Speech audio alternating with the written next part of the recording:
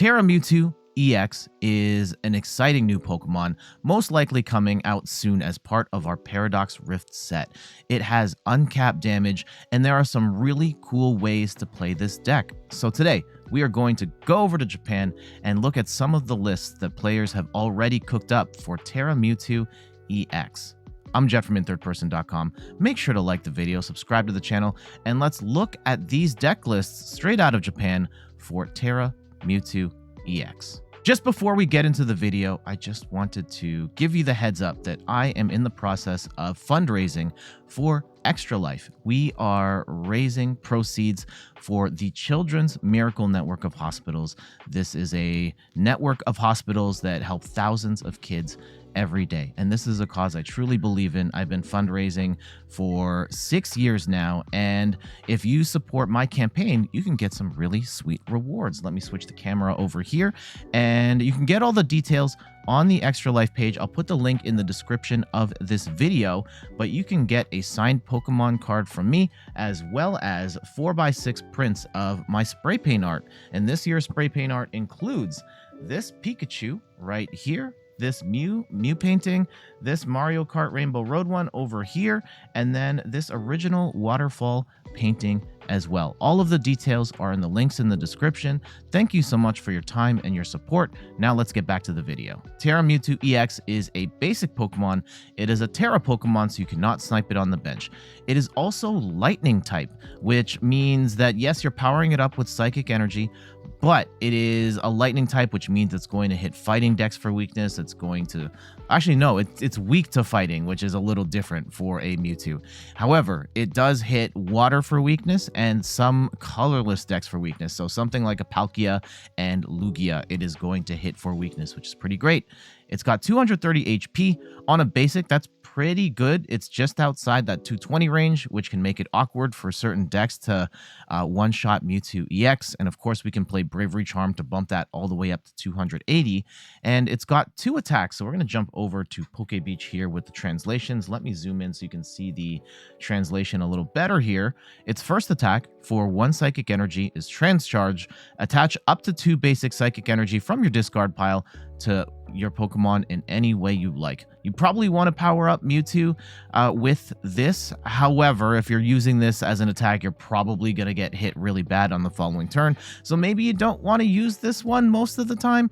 Out of desperation, Transcharge is fine. Its big attack, Photon Kinesis, does 10 damage, and this attack does 30 more damage for each psychic energy attached to all of your Pokemon.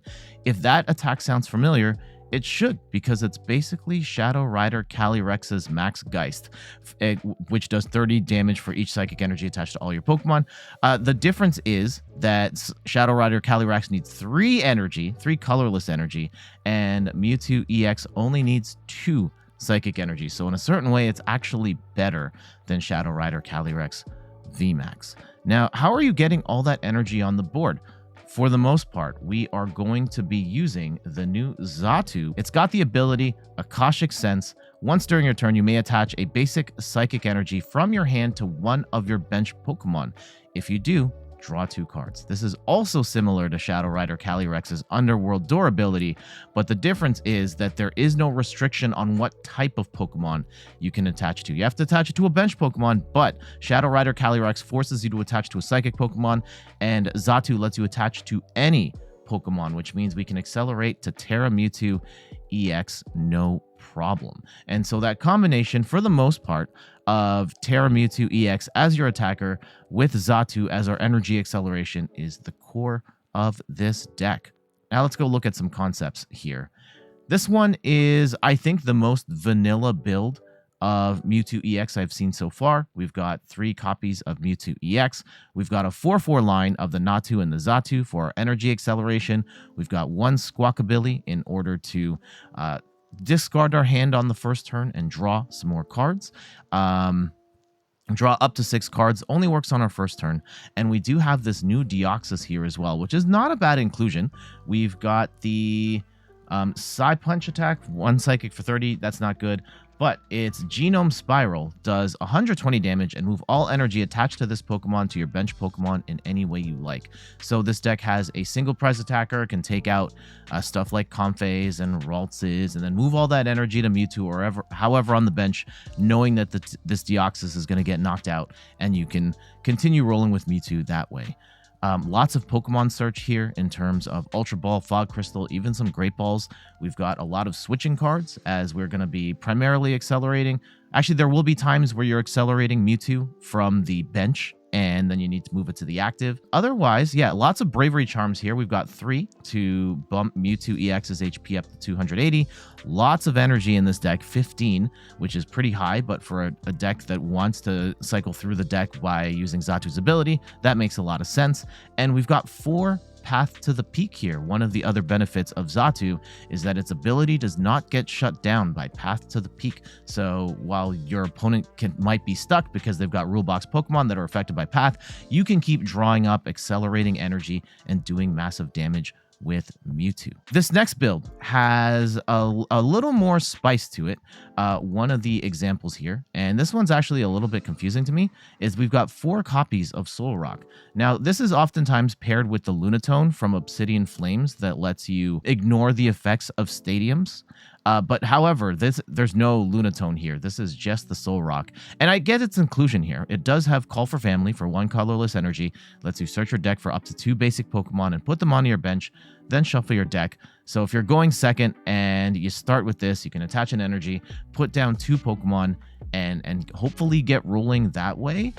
Interesting inclusion. I don't know if I personally would do that, but I understand the logic there.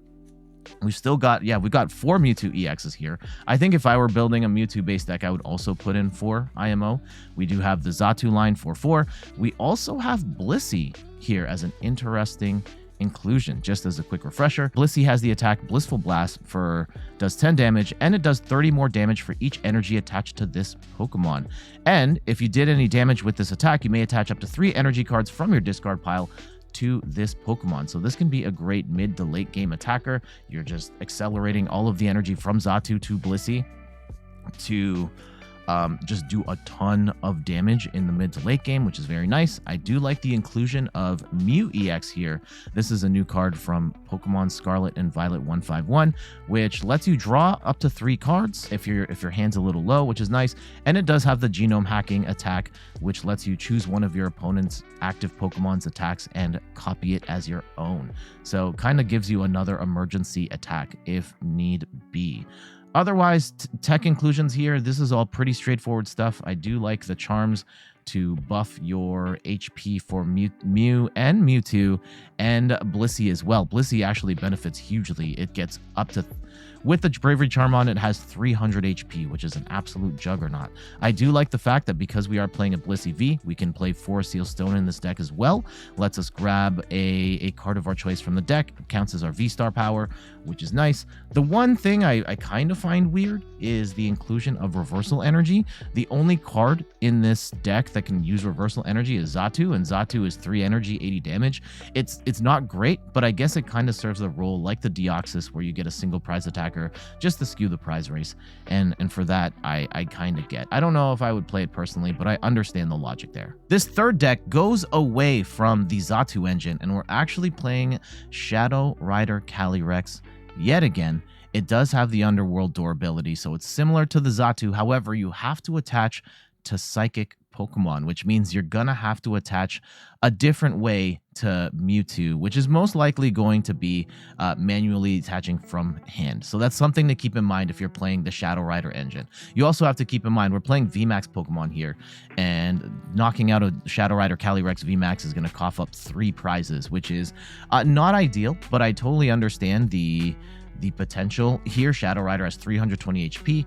Very tanky Pokemon if you're switching them back and forth, which this deck does have a couple switches. You can tank a hit here and there. We are playing it with the Path variant, so we've got 4 copies of Path to the Peak, which would normally shut down Shadow Rider, but we have the Solrock and Lunatone that helps us negate that effect. We also have the 1/1 Espeon line, which has the Solar Revelation ability, lets us prevent the effects of our opponent's attacks. This is going to be our counter to Sablei's Lost Mine. And last but not least, we've got the Radiant Eternatus, a personal favorite card of mine, even though it only really works for Shadow Rider Calyrex for the Climactic Gate ability. Once you play this from your hand to your bench, you can just bench 2 VMAX Pokemon straight up. So a great way of getting Shadow Rider rolling. Otherwise, I think this is a pretty... I mean, it is kind of a teched out Shadow Rider list with the Path to the Peak counter and the Lost Box counter and the Eternatus. The other thing, all of these other trainers look pretty straightforward.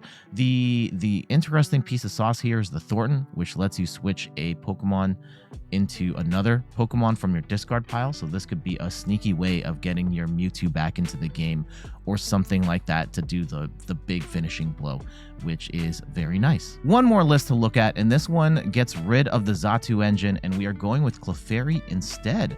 This Clefairy has the Moon Watching Party ability, where once during your turn, if this Pokemon's in the active, you can grab a Psychic Energy for each of your Clefairies on the bench and accelerate the energy there. So 1 energy per Clefairy on the bench. That could be up to 3 Psychic Energy, and you can do this once per Clefairy. So we have a ton of switching cards, which allows us to move Clefairies in and out of the active, and we can flood the board very quickly. Now keep in mind that we cannot accelerate energy to the Mewtwo from Clefairy, but we can do that with Energy Switch, which we've got 2 copies of here. And as far as switch cards, switching is so important to this particular engine that we're running 3 switch, 2 switch card, and 2 escape rope. We also have the Clefable EX, which also gives any psychic Pokemon with Psychic Energy attack free retreat, which makes pivoting even easier. And yeah, the general idea is to flood your Clefairies with energy and then have Mewtwo attack. That being said, Clefairy is actually not a bad attacker either. Does 20 damage for 3 colorless energy, 20 damage for each psychic energy attached to all of your Pokemon. So you flood the board with energy, and this is a single prize attacker that could one-shot anything in the game, theoretically. We also have Mew to copy attacks of our opponent's active Pokemon. We have the Celebrations Mew, which lets us look at the top 6 cards of our deck, grab an item card, and put it into our hand. And then we also have the Ditto, which is a cool card from 151. If it's in the active on your first turn, you can switch it with a Pokemon from your deck. So another extra Clefairy, basically, when we want to start Clefairy in the active to start accelerating energy. Some interesting text here, lots of switching cards. For Sode Girl, this lets you bench a Pokemon and move it into the active, another way of getting Clefairy on the board. And the new card here is this one right here, which is Parasol Lady from Raging Surf. This is going to be part of our Paradox Rift set. This lets you shuffle your hand into your deck and draw 4 cards, but if you're going second and it's your first turn, you can draw until you have 8 cards. This is a potential way to get better set up and get a whole bunch of switching cards so you can start flooding the board with energy very quickly. And that is a quick look at some prospective deck lists for Tera Mewtwo EX. I love the idea that the concepts of Shadow Rider Calyrex are coming back in a different way. I've always loved that playstyle, but over time, Shadow Rider Calyrex being a 3-prize Pokemon, only being able to accelerate to other psychic Pokemon, made it kind of limiting, especially as the meta shifted away from VMAX Pokemon. However, seeing that attack come back in Mewtwo EX and the acceleration come back as part of Xatu make me really excited to see that playstyle come back in a new and better way. But what say you? Are you excited for Tera Mewtwo EX? Do you think it's not particularly good? However you feel, let me know in the comments of this video. But for now, I gotta get going. Thank you so much for watching. You can find me on all the things: YouTube, TikTok, Twitter, and Instagram at InThirdPerson. You can find me on Twitch at InThirdPerson, where I stream the Pokemon trading card game every Sunday at 10 a.m. Eastern Time. And check out the website inthirdperson.com for more articles and videos on video games, board games, and other nerdy pursuits. So until the next one, I'll see you later. Bye-bye.